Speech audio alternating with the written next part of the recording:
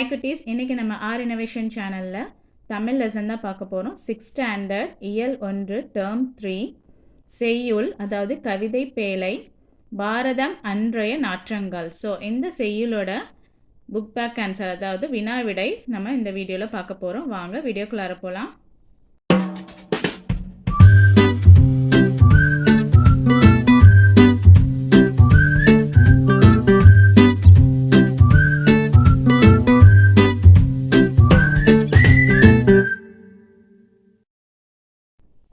மதிப்பீடு. சரியான விடையை தேர்ந்தெடுத்து எழுதுக. தேசம் உடுத்திய நூலாடை என கவிஞர் குறிப்பிடும் நூல். ஆன்சர் ஆ, திருக்குறள். காளிதாசனின் தேனிசை பாடல் எதிரொலிக்கும் இடம். காவிரி கரை. ஓகே, அதுதான் கரெக்ட் ஆன்சர். ஸோ ஆங்கிறது தான் கரெக்ட் ஆன்சர். கலைக்கூடமாக காட்சி தருவது சிற்பக்கூடம். ஓகே, நூலாடை என்னும் சொல்லை பிரித்து எழுதுக. அதாவது நூல் பிளஸ் ஆடை, நூலாடை. தான் கரெக்ட் ஆன்சர். எதிரொலிக்க என்பதை சேர்த்து எழுத கிடைக்கும் சொல் எதிர் ஒலிக்க, இ. ஓகே, இதுதான் கரெக்ட் ஆன்சர். பாரதம் அன்றைய நாற்றங்கால் என்னும் பாடலில் அமைந்துள்ள எதுகை சொற்களை எடுத்து எழுதுக. முதல்ல வரக்கூடிய 2 சொற்களும் ஒரே மாதிரி இருக்கிறது தான் எதுகை சொற்கள். மெய்களை, மெய்யுணர்வு. ஸோ இந்த ரெண்டுமே எதுகை சொற்களில் வரும். நெக்ஸ்ட்டு இந்த கடைசி பத்தியில் பார்த்தீங்கன்னா அன்னை, அந்நியா.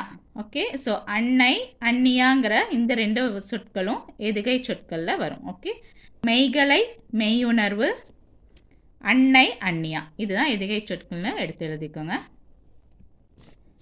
பாரதம் அன்றைய நாற்றங்கால் என்னும் பாடலில் அமைந்துள்ள மோனை சொற்களை எடுத்து எழுதுக.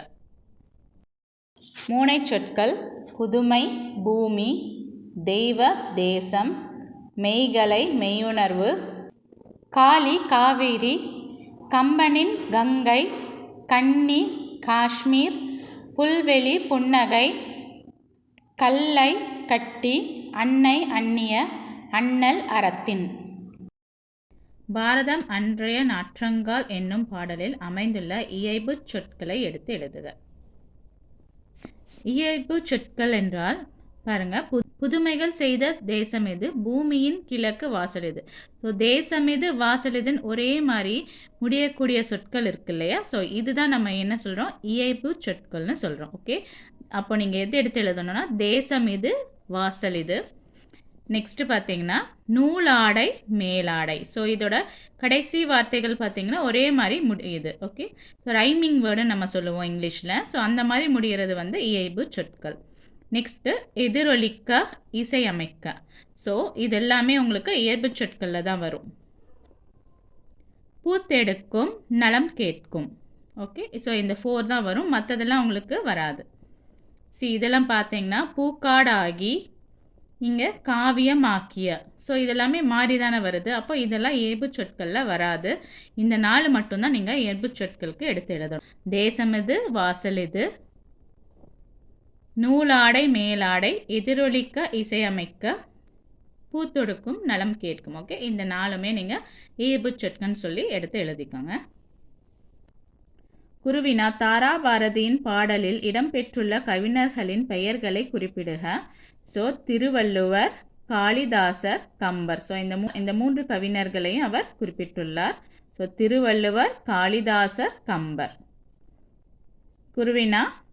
இந்தியாவின் மேற்கு, கிழக்கு ஆகிய திசைகளை இணைத்து கவிஞர் காட்டும் காட்சியை எழுதுக. பேஜ் நம்பர் 3 பாடலில் பொருளில் இருக்கு பாருங்க. இந்தியாவின் மேற்கே. ஸோ இங்கே வந்து இந்தியாவின் நோட் பண்ணிக்கலாம். இந்தியாவின் மேற்கே தோன்றும் நதிகள் கிழக்கு எல்லை வரை பாய்ந்து நன்மைகளை விளைவிக்கின்றன.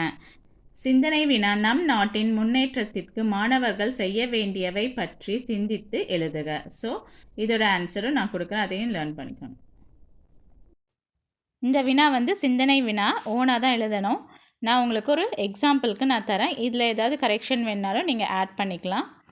ஒவ்வொரு மாணவனும் படித்த இளைஞனும் தங்களுடைய ஓய்வு நேரத்தில் முதலில் தன்னுடைய குடும்பத்தை உயர்ந்த நிலைக்கு கொண்டு வருவதற்கு பாடுபட வேண்டும். நாட்டை நல்வழிப்படுத்தவும் மேம்பட்ட நிலைக்கு உயர்த்தவும் மாணவர்களின் மகத்தான பொறுப்பே முதலிடத்தில் உள்ளது. படித்து விட்டோம், வேலைக்கு போகிறோம், வருவாயை பெற்றோரிடம் கொடுத்தோம் என்று இல்லாமல் பெற்றோருக்கு உதவுதல், வீட்டு வேலைகளை செய்யுதல், கிராமப்புற இளைஞர்கள் காலை மாலை வேளைகளில் வயலுக்கு சென்று தந்தைக்கு உதவுதல் போன்ற பணிகளை செய்யலாம். ஒவ்வொரு மாணவனும் இதை கடைபிடித்தால் நாடு கண்டிப்பாக முன்னேறும். மனிதநேயம் வளர மாணவர்கள் பாடுபடுதல் அவசியம். சமூக தொண்டுகளில் பெயருக்காகவும் புகழுக்காகவும் இல்லாமல் ஆர்வத்துடன் முழு ஈடுபாடுடன் செயல்பட வேண்டும். ஏழை எளியவர்களுக்கு உதவி செய்வதில் மாணவர்கள் தங்களை ஈடுபடுத்தி கொள்ள வேண்டும். மாணவர்கள் வீட்டுக்காகவும் நாட்டுக்காகவும் தங்களால் இயன்ற அனைத்து நன்மைகளையும் செய்திடல் வேண்டும். இந்த வீடியோ உங்களுக்கு ஹெல்ப்ஃபுல்லாக இருக்கும்னு நினைக்கிறேன். ஆரினோவேஷன் சேனலை இது வரைக்கும் நீங்கள் சப்ஸ்கிரைப் பண்ணாமல் இருந்தீங்கன்னா மறக்காமல் சப்ஸ்கிரைப் பண்ணிக்கோங்க. உங்கள் ஃப்ரெண்ட்ஸுக்கும் ஷேர் பண்ணிக்கோங்க. தேங்க்ஸ் ஃபார் வாட்சிங் அ video. Thank you. Have a nice day.